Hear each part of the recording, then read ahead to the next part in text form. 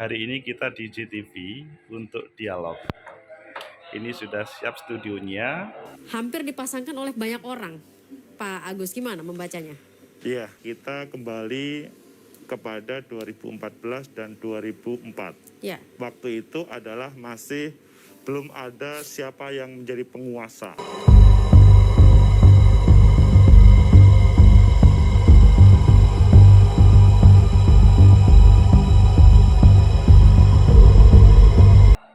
Maksudnya tempatnya, ayo kita ikuti bagaimana baliho-baliho para bakal calon presiden. Dan ini sedang dialog sama orang-orang hebat.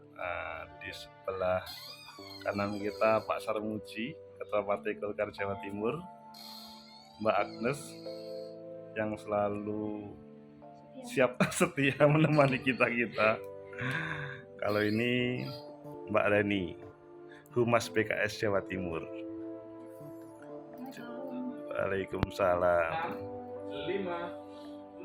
Assalamualaikum warahmatullahi wabarakatuh. Salam sejahtera untuk kita semuanya.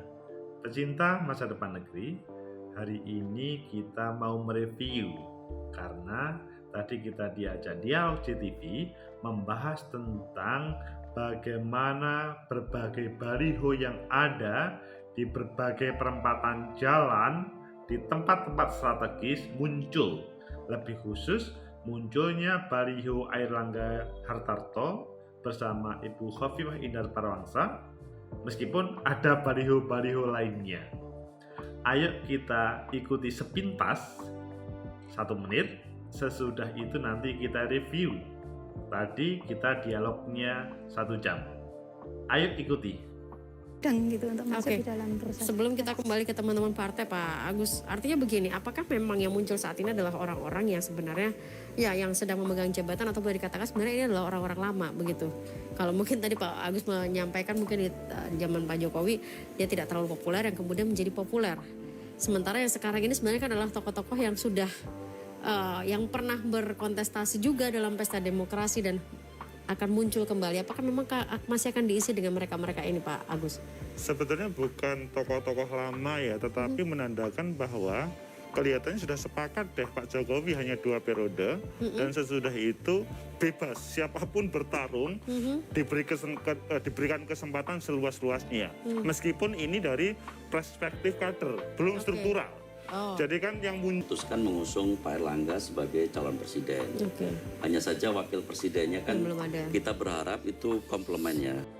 Itulah terkait dengan dialog sepintas komentar saya dan Pak Sarmuji dari DPD Golkar Jawa Timur, ketuanya, dan Bu Reni Astuti, Humas PKS Jawa Timur. Gayeng obrolannya, dan ya kita harus memberikan berbagai masukan kepada beliau berdua. Yang lebih penting adalah ke seluruh partai politik, karena pertama, berbicara baliho yang hadir, padahal kalau kita ngomong hari ini yang paling banyak adalah media sosial. Maksudnya kampanye atau sosialisasi politik atau komunikasi politik dengan media sosial itu lebih tren. Apakah baliho-baliho itu masih menjadi magnet daya tarik bagi warga? Kalau menurut saya sih, meskipun pertanyaan Mbak Anies nggak begitu ya tadi ya. Pertanyaannya intinya bahwa apakah baliho-baliho itu masih menarik? Ya menurut saya masih menarik, karena bagaimanapun warga kita yang perlu kita perhatikan dalam dunia politik, yaitu seberapa jauh popularitas seorang bakal calon presiden. Mbak Agnes pun juga mengatakan, kan rata-rata sudah populer, masing-masing bakal pasangan capres atau bakal calon presiden, calon wakil presiden sudah populer kok.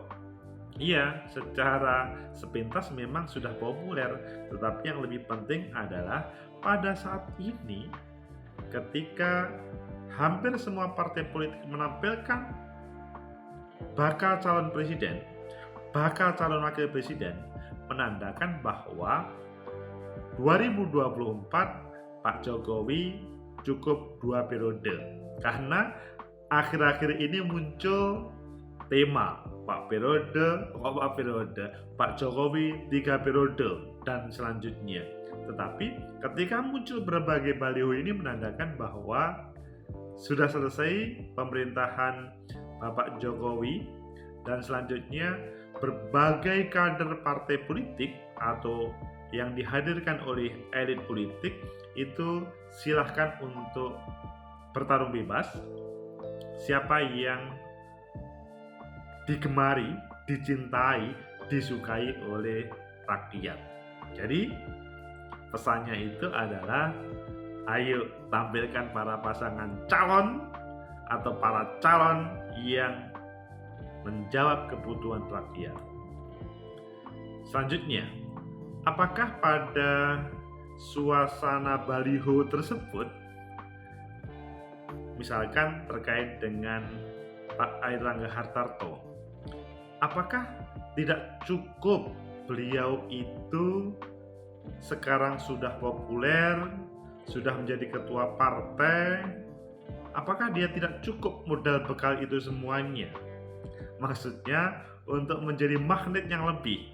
Ketika sebenarnya pertanyaannya nggak begitu sih, tetapi pertanyaannya adalah apakah Pak Airlangga Hartarto itu bisa menjadi capres? Kalau menurut saya ya sangat bisa, apalagi Partai Golkar sudah memutuskan bahwa Pak Airlangga Hartarto adalah bakal calon presiden yang sudah diputuskan oleh Partai Golkar, meskipun kata Pak Sarmuji, Pak Airlangga Hartarto belum merespon secara formal karena masih fokus penanganan pandemi sebagai menteri. Kalau melihat berbagai calon presiden yang ada, taruhlah kita mengingat pada waktu 2014, Pak Jokowi pada waktu itu belum siapa-siapa, kecuali sebagai gubernur DKI masih sekitar 2 tahun lebih dikit lah, sesudah beliau 2 periode menjadi wali kota Solo. Dan yang tren adalah aspirasi publik mengarah kepada Pak Jokowi sebagai capres, Bu Megawati sebagai pimpinan partai terlihat membaca apa yang menjadi pesan dari publik. Akhirnya meskipun Bu Mega, dia coba dilihat dulu, sepertinya mau menyalon lagi, tapi selanjutnya memberikan amanah partai tersebut atau menjadikan Pak Jokowi dalam bahasa waktu itu adalah pekerja partai dan dicalonkan dan menang. Padahal kalau kita melihat pada waktu itu Pak Jokowi awalnya belum siapa-siapa, hanya saja bisa menjual, maksudnya timnya bisa berjualan. Pak Jokowi adalah orang yang hebat sebagai wali kota 2 periode, menampilkan, maksudnya tampil sebagai wali kota yang paling famous di dunia dengan mobil SMK-nya dan selanjutnya. Yang pasti pada waktu itu publik yakin, percaya terhadap Pak Jokowi, dan selanjutnya PDI Perjuangan memberikan kendaraannya dan akhirnya menang karena branding sebagai wali kota yang hebat di dunia, tidak hanya di Solo, tidak hanya di Indonesia, dan tampilan mobil SMK yang bisa meyakinkan kepada pemilih bahwa ini adalah orang yang hebat untuk memimpin Indonesia pada waktu itu. Kembali kepada 2004, ketika Pak Susilo Bambang Yudhoyono, Pak SBY, dikenal sebagai orang yang ganteng, gagah, meskipun menjelang 2024 beliau mengundurkan diri dan intinya mengundurkan diri Menko ya waktu itu. Intinya beliau itu sepertinya orang yang disia-siakan atau orang yang tersakiti atau orang terzalimi. Ada rasa iba dari masyarakat Indonesia meskipun pada waktu itu belum mempunyai kendaraan partai politik, akhirnya mendirikan partai politik dengan bersama banyak orang dan akhirnya bisa mengantarkan meskipun Partai Demokrat pada waktu itu bukan pemenangnya. Pemenang maksudnya pilpresnya.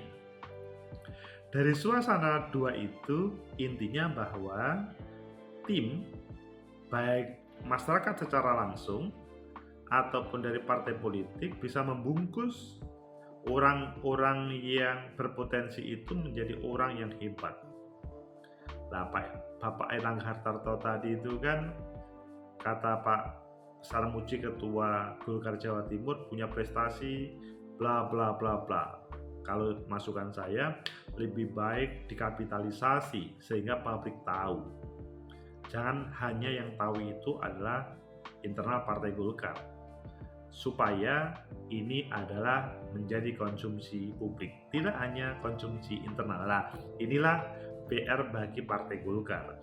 Tentunya pesan ini sebetulnya bukan hanya pesan untuk Partai Golkar, partai apapun yang mempunyai calon dan sampai hari ini belum menjadi magnet yang kuat, ayo silahkan dikapitalisasi, dikenalkan ke publik. Ya baliho kan hanya sebagai salah satu saja, bisa dengan media sosial ataupun lainnya. Intinya dikenalkan apakah publik bisa menerima atau tidak. Kata Mbak Agnes, dengan tes ombak baliho itu publik bisa menerima atau tidak. Bergeser kepada Mbak Reni, maksudnya dialognya terkait dengan bagaimana PKS terkait dengan pencalonan ini, karena sampai hari ini PKS belum pernah menampilkan siapa bakal calon presiden, calon wakil presiden, tetapi sempat berkomunikasi atau bareng-bareng dengan Pak Ridwan Kamil. Ya, Mbak Reni menjawab secara diplomatis, dan kalau saya memberikan masukan ya sebagai sosiolog politik, orang kampus yang relatif demi kebaikan negeri, maka masukan saya adalah PKS lebih baik mengambil keputusan tidak ketinggalan oleh partai-partai politik lainnya, karena memutuskan itu adalah mainan politik. Keputusan itu adalah menjadikan partai politik bisa mendapatkan terdepan atau sebaliknya. Kalau keputusannya tepat dan dia terdepan, dia akan menjadi lokomotif, decider, atau dia menjadi winner dalam suatu proses politik. Tetapi kalau tidak, maka dia akan menjadi loser atau yang kalah. Dan memang masukannya adalah bagaimana PKS bisa segera memutuskan, meskipun memang berbicara pilpres pileg itu tidak dalam waktu yang sama, desainnya berbeda dengan 2019, dan aturannya adalah bagaimana suara 2019 untuk menampilkan calon presiden, bukan produk pileg 2024 untuk menampilkan calon presiden, bukan. Nah, maka berdasarkan itu PKS tidak, atau lebih baik lebih baik dia segera membuat strategi yang cepat tetapi tepat. Dan ini bukan untuk PKS saja, bagi partai-partai politik yang belum mempunyai bakal calon presiden, bakal calon wakil presiden, akan ditinggal oleh lokomotif kereta bangsa ini kalau tidak segera memutuskan. Dan masih ada beberapa masukan lainnya. Alhamdulillah Pak Sarmuji, Ketua Golkar, Mbak Reni, Bu Reni dari Humas PKS Jawa Timur welcome terhadap masukan-masukan itu, dan yang menjadi masukan dari pendengar, pemirsa sih, karena mereka melihat ya banyak berbagai masukan-masukan yang ada sifatnya kritik dan kritiknya membangun atau kritiknya yang agak pedas, tapi semuanya direspon baik oleh kedua narasumber selain saya tadi.